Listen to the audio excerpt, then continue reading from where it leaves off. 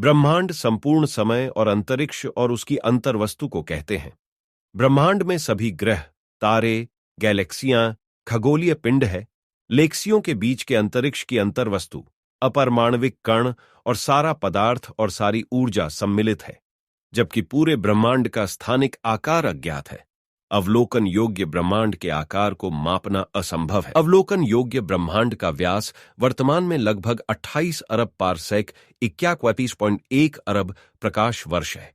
पूरे ब्रह्मांड का व्यास अज्ञात है और हो सकता है कि यह अनंत हो। ब्रह्मांड शब्द लैटिन शब्द यूनिवर्सम से लिया गया है, जिसका उपयोग रोमन राजनेता सिसेरो और बाद के रोमन लेखकों ने दुनिया और ब्रह्मांड को संदर्भित करने के लिए किया था। जैसा कि वे जानते थे, इसमें पृथ्वी और उसमें रहने वाले सभी जीवित प्राणी, साथ ही चंद्रमा, सूर्य, तत्कालीन ज्ञात ग्रह बुध, शुक्र, मंगल, बृहस्पति, शनि और तारे शामिल थे। सरल भाषा में कहे तो यह करोड़ों तारे, आकाश गंगा, गैस, ग्रह, नक्षत्र मिलकर ब्रह्मांड का निर्माण करते हैं, जिसका निर्माण काल 30,737 अरब वर्ष पहले शुरू हुआ और यह प्रकाश के गति से बढ़ ही रहा है। बिग बैंग सिद्धांत ब्रह्मांड के विकास का प्रचलित ब्रह्मांड संबंधी विवरण है।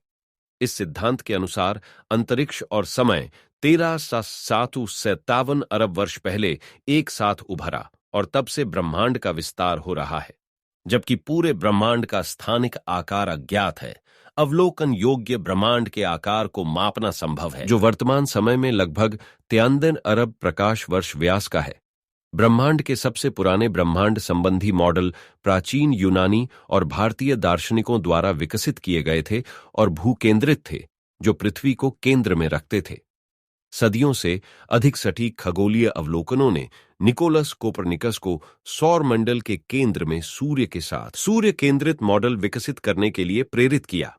सार्वभौमिक गुरुत्वाकर्षण के नियम को विकसित करने में आइजैक न्यूटन ने कोपरनिकस के काम के साथ साथ जोहान्स केपलर के ग्रहों की गति के नियमों और टाइको ब्राहे द्वारा टिप्पणियों पर बनाया।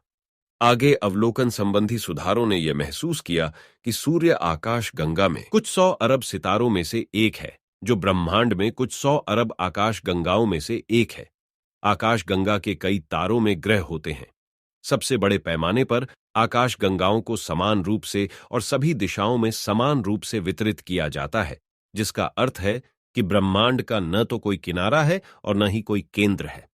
छोटे पैमाने पर आकाश गंगाओं को समूहों और सुपर क्लस्टरों में वितरित किया जाता है, जो अंतरिक्ष में विशाल तंतु और रिक्त स्थान बनाते हैं, जिससे एक विशाल झाग जैसी संरचना का निर्माण होता है।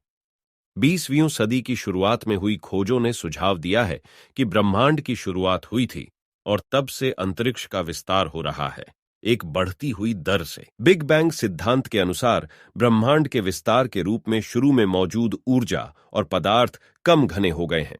लगभग 10-32 सेकंड में मुद्रास्फीति युग नामक प्रारंभिक त्वरित विस्तार के बाद और 4 झात मौलिक बलों के अलगाव के बाद ब्रह्मांड धीरे धीरे ठंडा हो गया और विस्तार करना जारी रखा, जिससे पहले उप परमाणु कणों और सरल परमाणुओं को बनाने की इजाजत मिली। डार्क मैटर धीरे धीरे इकट्ठा हो गया, जिससे गुरुत्वाकर्षण के प्रभाव में फिलामेंट्स और वॉइड्स की फोम जैसी संरचना बन गई।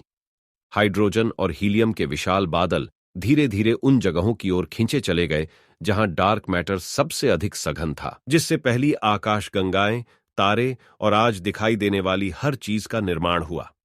अंतरिक्ष असीम 3 आयामी विस्तार है, जिसमें वस्तुएं और घटनाएं होती हैं और उनकी सापेक्ष स्थिति और दिशा होती है। भौतिक अंतरिक्ष अक्सर 3 रैखिक आयाम की तरह समझा जाता है, हालांकि आधुनिक भौतिकविद आमतौर पर इसे समय के साथ असीम 4 आयामी सातत्यक, जिसे स्पेस टाइम कहते हैं, का एक भाग समझते हैं। गणित में अंतरिक्ष को विभिन्न आधारभूत संरचनाओं और आयामों की विभिन्न संख्या के साथ समझा जाता है। भौतिक ब्रह्मांड को समझने के लिए अंतरिक्ष की अवधारणा को बहुत महत्वपूर्ण माना जाता है। हालांकि दार्शनिकों के मध्य इस तथ्य को लेकर असहमति जारी है कि यह स्वयं एक इकाई है या इकाइयों के मध्य एक संबंध है या वैचारिक ढांचे का एक हिस्सा है। पारंपरिक यांत्रिकी के प्रारंभिक विकास के दौरान 17वीं शताब्दी में कई दार्शनिक प्रश्न उजागर हुए थे। इसाक न्यूटन के अनुसार अंतरिक्ष निरपेक्ष था, अर्थात यह स्थायी रूप से अस्तित्व में है और इस बात पर निर्भर नहीं करता है कि क्या अंतरिक्ष में कोई विषय वस्तु थी या नहीं। अन्य प्राकृतिक दार्शनिक, विशेष रूप से गोटफ्राइड लेबनिज, ने इसके बजाय सोचा कि अंतरिक्ष वस्तुओं के बीच संबंधों का एक संग्रह था जो एक दूसरे से उनकी दूरी और दिशा के द्वारा दिया जाता है। 18वीं सदी में इम्मानुएल कांट ने अंतरिक्ष और समय को संरचनात्मक ढांचे के तत्वों के रूप में वर्णित किया है जिसको मनुष्य अपने अनुभव के निर्माण हेतु उपयोग करते हैं। 19वीं और 20वीं सदी में गणितज्ञों ने गैर यूक्लिडियन रेखा गणित का परीक्षण करना शुरू कर दिया था जिसमें अंतरिक्ष को समतल के बजाय वक्रित कह सकते हैं। अल्बर्ट आइंस्टाइन का सामान्य सापेक्षता सिद्धांत के अनुसार गुरुत्वाकर्षण क्षेत्र के आसपास का अंतरिक्ष यूक्लिडियन अंतरिक्ष से विसामान्य होता है। सामान्य सापेक्षता के प्रायोगिक परीक्षण ने यह पुष्टि की है कि गैर यूक्लिडियन अंतरिक्ष प्रकाशिकी और यांत्रिकी के और मौजूदा सिद्धांतों की व्याख्या हेतु एक बेहतर मॉडल उपलब्ध कराता है। वीडियो में अंत तक बने रहने के लिए आप सभी का धन्यवाद। आप अपना राय कमेंट बॉक्स में अवश्य दें और वीडियो लाइक करके चैनल को सब्सक्राइब कर लें और बेल नोटिफिकेशन ऑन कर लें ताकि नए वीडियो की नोटिफिकेशन आपको सबसे पहले मिलती रहे।